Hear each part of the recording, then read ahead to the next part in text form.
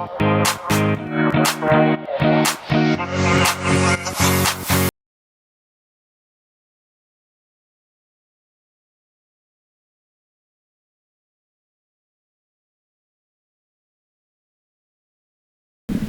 adlaw dakbayan sa Oroqueta. Kini inyong ubos nga higala ang mamahandi sa syudad, si Mr. Ruel TV Citation. Sir, kumusta ang 2 days na calibration sa mga gasoline station o gas station dito sa Dakbayan? Gakandak ta og calibration sa mga gasoline stations diri sa dakbayan sa Oroqueta, including ang TSRO last May 14 and 15, and so far balampuson ng maong activity ang mga tag-iya sa mga gasoline stations o TSRO may kooperar po usab. Sir, pwede na ito mapalawman kung unsay kasabot sa TSRO para sa masabdan sa ito ang mga manaway kung unsay kanalian sa gasoline station, gas station sa TSRO? Actually ang TSRO stands for Technology Solution Retail Outlet. Mura ni siya mini gas station wherein ang ang tangke nara sa taas, but naari po ni siya limit as to number of liters nga pwede ibutang sa tangke. Based sa amo ang pakighinabi usab sa mga sa in charge or sa tag-iya sa duha ka TSRO nga naa sa Tuburan ug sa Clarin Settlement, ang kada tangke is limited nga naay load of 2,000 liters.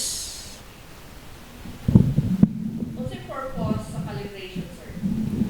Ang purpose sa calibration is to protect the consuming public, to give assurance sa publiko nga insakto ang quantity sa gasolina nga ilang gitubil.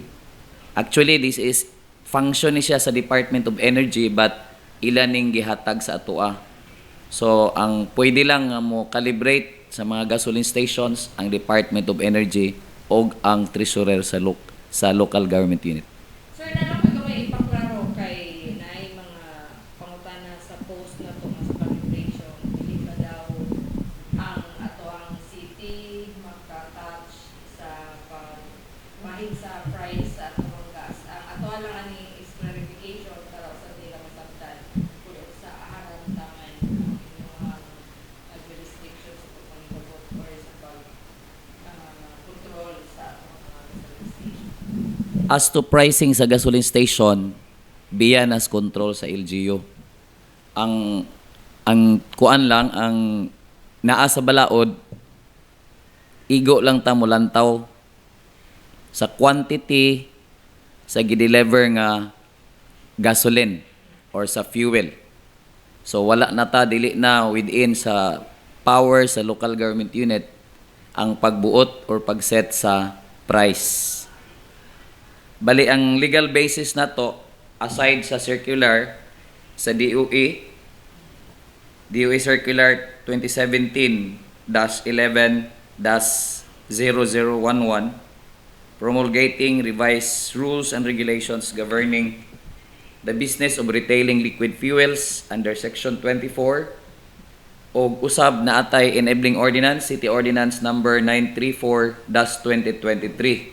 Title of this ordinance, an ordinance providing the rules and regulations governing the inspection, calibration, and sealing of liquid fuel dispensing pumps, refilling, dealing, and retailing of liquefied petroleum gas in the city of Oroqueta, providing penalties and sanctions therefore, and for such other purposes. So this is our legal basis nga nung nag-calibrate me.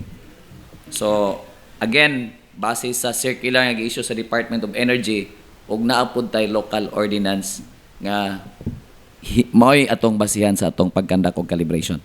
At least makahatag assurance ang ato ang local government nga ang tanan nga mga gasoline station sakto ang ilang per liter nga ilang i-release sa ilang mga consumer.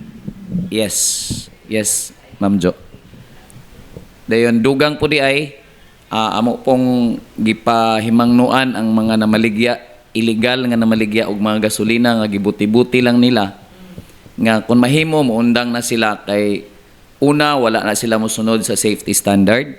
Ikaduha, wala po na sila permit nga mamaligya.